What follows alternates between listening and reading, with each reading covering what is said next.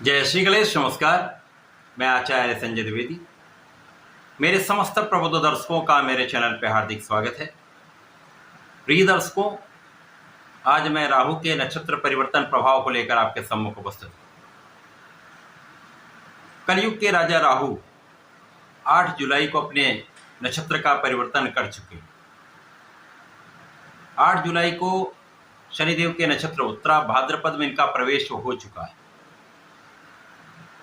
प्रिय दर्शकों, जैसा आप सबको पता है कि राहु और केतु एक छाया ग्रह है, अर्थात ये जिस ग्रह के प्रभाव में होंगे, जिस भाव में होंगे तथा जिस राशि के स्वामी के साथ इनका गोचर होगा अथवा जिस राशि में गोचर होंगे उस राशि के स्वामी के अनुसार इनका प्रभाव प्रदान होता है। उस प्रकार से परिणाम ये प्रदान करते हैं।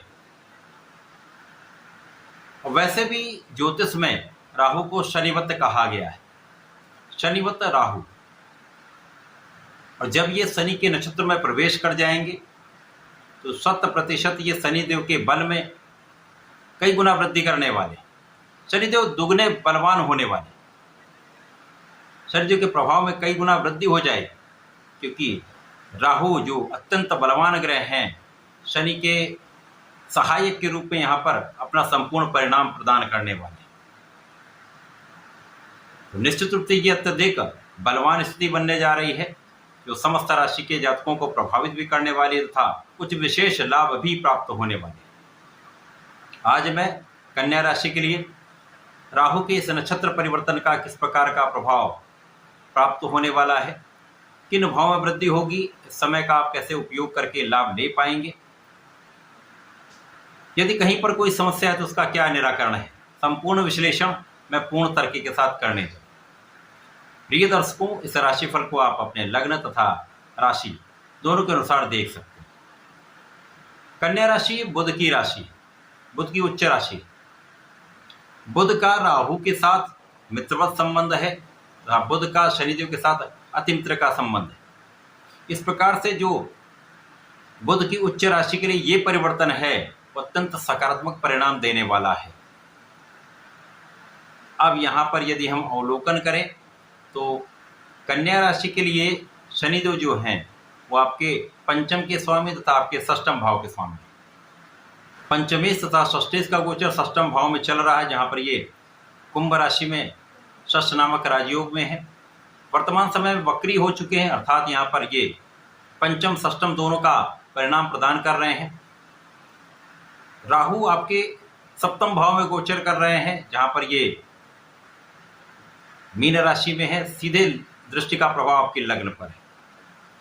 अभी तक राहु का जो प्रभाव था वो कहीं ना कहीं आपके मन को डिविएट करने वाला था। बुद्धि पर जब राहु का प्रभाव होता तो जड़ दोष बन जाता है, तो सही निर्णय नहीं हो पाते हैं। तो इस प्रकार की स्थितियां अभी तक चल रही थी, परंतु अब 8 जुलाई से लेकर 16 मार्च का राहु का जो गोचर है वो शनिदेव के नक्षत्र में होगा। तो शनि के प्रभाव में ये रहेंगे, शनि के सहायक के रूप में शनि के बल को बढ़ाने वाले हों। शनि के अनुसार ही ये परिणाम की प्राप्ति कराएंगे। तो यहाँ पर जड़ दोष का प्रभाव समाप्त होगा तथा मुख्य रूप से 9 सितंबर से 16 मार्च का जो समय है वो अत्यंत विशेष इसलिए है क्योंकि इस समय में राहु और शनि के बीच के अंशों का अंतर कम हो रहा है, जिसके कारण ये एक दूसरे के प्रभाव को बढ़ाने वाले, अर्थात इस समय सर्वाधिक लाभ की स्थिति 9 सितंबर से 16 मार्च के बीच में बने। इसी कारण से ये राशिफल मैं आपके लिए प्रस्तुत करूं। अब यहाँ पर निश्चित रूप से इस समय में आपके रोगों पर आपकी विजय प्राप्त होगी, तनाव से मुक्ति मिलेगी। जो कहीं ना कहीं कोई ना कोई छोटे मोटे रोग आपको लगे हुए थे वो दूर होंगे, आपका मानसिक बल बढ़ेगा, आपका शारीरिक बल बढ़ेगा, तो यहाँ पर आप सामर्थ्यशाली होने वाले। अब राहु भी शनिवत प्रभाव देंगे, तो लग्न बुध की है, मित्रवत संबंध हो रहा है, तो यहाँ पर आपके मन में प्रबलता आएगी, आपका आत्मबल अच्छा रहेगा तथा यहाँ पर निश्चित रूप से आप एक अच्छा प्रभाव प्राप्त करने वाले हैं। इस समय में जो लोग ऋण लेने के लिए प्रयासरत हैं, तो ऋण का प्रयास सार्थक होगा, आप अपने व्यापार को विस्तार दे सकते हैं। परंतु जिस समय में ये समस्याएं चल रही थीं, जब राहु का प्रभाव आपके लग्न पर था, ये मन को डिविएट कर रहे थे, कहीं ना कहीं लोगों के बीच में कुछ विवाद की स्थिति बन रही थी, अनावश्यक समस्याएं आ रही थी, पीठ पीछे शत्रु बन रहे थे। उन समस्त शत्रुओं पर आपकी विजय प्राप्त होगी, समस्याओं से मुक्ति मिलेगी तथा इस समय में एक अच्छा कार्य आप करने वाले हैं। इस समय में आपका ज्ञान भी अच्छा रहने वाला है, शिक्षा प्रतियोगिता में आपको सफलता भी मिलेगी, लेकिन प्रयास यहाँ पर आपको अधिक करना पड़ेगा। शनिदेव की राशि है और शनिदेव उस भाव के स्वामी है जो ज्ञान का भाव है, तो यहाँ पर आपको अपना संपूर्ण प्रयास करना हो। प्रयास करेंगे तो सफलता भी निश्चित मिलेगी। इस समय में संतान पक्ष बलवान रहेगा, संतान के लिए जो आपकी चिंताएं थी वो कम होने लगेंगी, संतान पक्ष के से आपको एक अच्छा समाचार भी मिल सकता है। इस समय में आपकी स्वास्थ्य समस्याएं दूर होकर आप बहुत स्वस्थ भी रहने वाले, आपकी संपूर्ण सुरक्षा भी होने वाली। आपकी यात्राएं आपके लाभान्वित करने वाली होंगी। इसी प्रकार से इस समय में आपके धन का लाभ आपको प्राप्त होने वाला है। कार्यक्षेत्र में एक अच्छा काम आप करने वाले हैं, कार्यक्षेत्र में आपके डिसीजन अच्छे रहने वाले हैं, जिसके कारण आपके व्यापार में, आपके नौकरी के भाव में, आपके प्रोफेशन में एक अच्छा सकारात्मक परिवर्तन होने वाला है, जो आपको धन का भी लाभ कराएगा, आपकी इनकम में भी वृद्धि करेगा। इस समय आपकी कुछ इच्छाएं पूर्ण हो सकती हैं। इस समय में मनवांछित कार्य आपके संपन्न हो सकते हैं।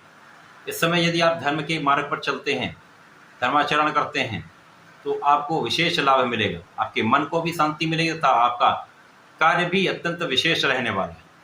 जो लोग अध्यात्म से संबंधित कार्यों में हैं, कर्मकांड से संबंधित कार्यों में हैं, उनको विशेष लाभ का योग बन रहा है।